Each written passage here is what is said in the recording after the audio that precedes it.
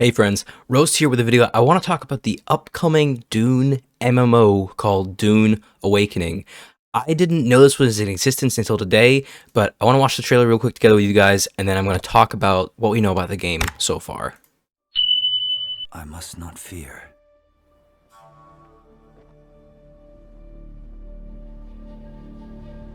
Fear is the mind killer. I love the ornithopters flying through in the background. This looks good. If this is in-game footage, nut. That's just crazy. Fear is the little death that brings total obliteration. This is also one of my favorite lines from the book, so... Got a harvester for the spice. Love it.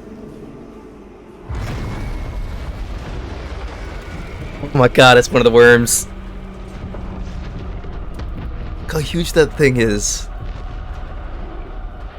That's crazy. I will face my fear. I will permit it to pass over. Got our main character there, wearing his still suit.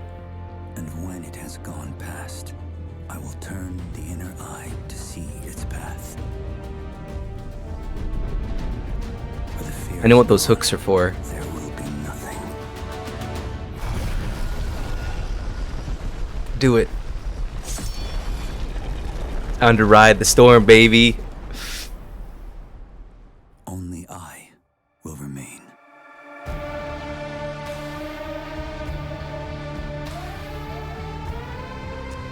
That's a good trailer. There's not any gameplay. I really want some gameplay. Good trailer. Open world survival MMO. I've already signed up for the beta. Don't worry about that. Don't worry about that. Okay, so let's look at what they mean when they say survival MMO, because there's a whole range of things you can mean by that, right? So if you scroll down along the right, they've got some art. I don't think this is in-game footage or anything, or captured in-game. Maybe it is. I honestly, I don't know. But these just looks like some concept arts for some of the environments in the game. They look amazing. There's just so much you can do with Dune. The fact that there's another MMO coming, I love MMOs, man. I'm all for it. So if you scroll all the way down, it tells you some about the game. It's Dune Awakening combines the grittiness and creativity of survival games with the social interactivity of a large-scale, persistent multiplayer game to create a unique and ambitious open-world survival MMO. Rise from survival to dominance in a vast and seamless Arrakis shared by thousands of players. So, just off of that, it sounds like a more MMO-friendly version of Rust or H1N1, games like that, where it's a persistent world where you can build bases, but we'll see. Survive the most dangerous planet in the universe. Build shelters against sandstorms, maintain your still suit, and master the old ways to walk even the deepest deserts. Avoid or be devoured by the colossal sandworms that dwell beneath the sands.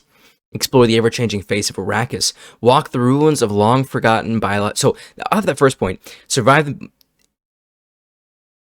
the most dangerous planet in the universe. Walk even the deepest deserts. It sounds like there's going to be a very large world to explore. Hopefully a lot of secrets hidden out in the desert somewhere, because in the books and in the movies, Dune is set on a world called Arrakis, a giant, super hostile, super deadly desert planet.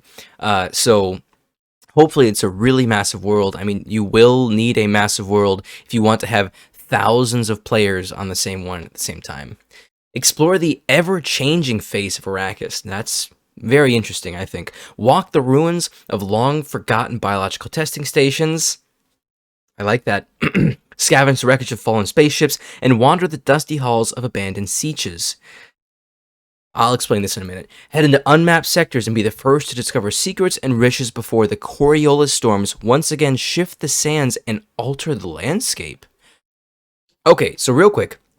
So, biological testing stations is talking about there were projects in the books to try and bring back greenery and life and oases, basically, back to Dune, because Dune is a giant desert planet, not easy to survive on. They wanted to make it into a forest type planet through some testing. That's what that's talking about.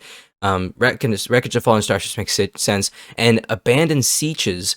That's interesting because sieges are where the freemen live, which are like the native population of Dune. So being able to find the abandoned ones and explore them seems really cool, potentially really creepy. But we'll see. What's really, really interesting here, though, is explore before the Coriolis storms once again shift the sands and alter the landscape. And that tells me that every so often, the game map is reset. Now, this could be through something like a Tarkov wipe, but this doesn't sound like that. This sounds like something more like every week the map just gets entirely reset. And now I'm thinking in terms of game like Travia, where you have like this grid-based map and resources scattered about, and you can explore one grid a day or something like that. And this is really interesting to me too. That raises a lot of questions, but if it's implemented well, that could be super cool because it provides the opportunity for basically endless exploration, and I love that. Control the spice, control Arrakis. Very true to the lore. Good. Hunt for spice blows and deploy your harvester. Okay, so we get a harvester. That's that giant thing that got eaten by a worm in the trailer. And then protect it from opportunistic raiders and rival factions. And you see, this right here, this makes me think back to Travian too, because Travian is a resource gathering, much slower game. I don't think, I mean, technically it's an MMO, but it's not like you're not wandering around on a first person or third person basis. You control an entire village. And build a base up, kind of like Clash of Clans kind of style.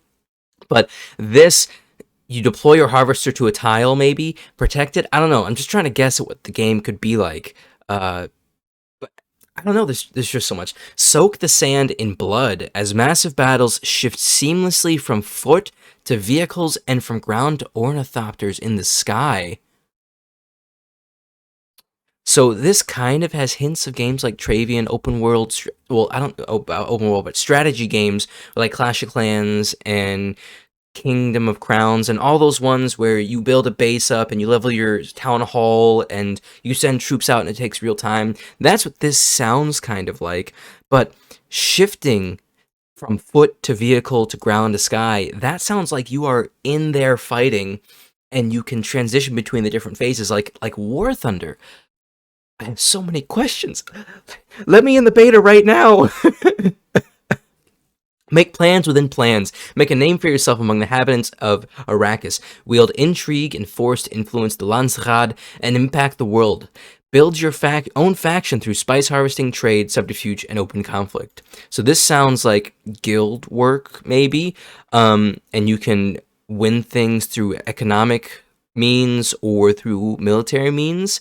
The Landsraad, that would be like a super powerful NPC faction, maybe? I'm just trying to think. And then awaken the sleeper. Tailor every aspect of your character. Consume spice to conquer your senses and acquire powerful abilities. That tells me first-person, third-person type game.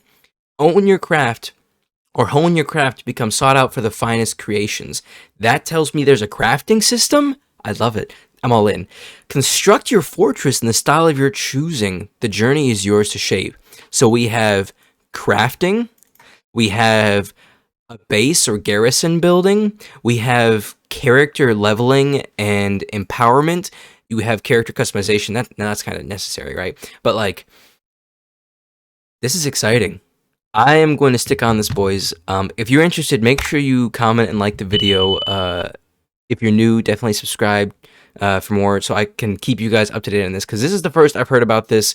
I'm super excited. I hope you guys are too. I'll keep you up to date with everything that I found out for this. I hope you guys enjoyed, but until next time, keep beefy, boys.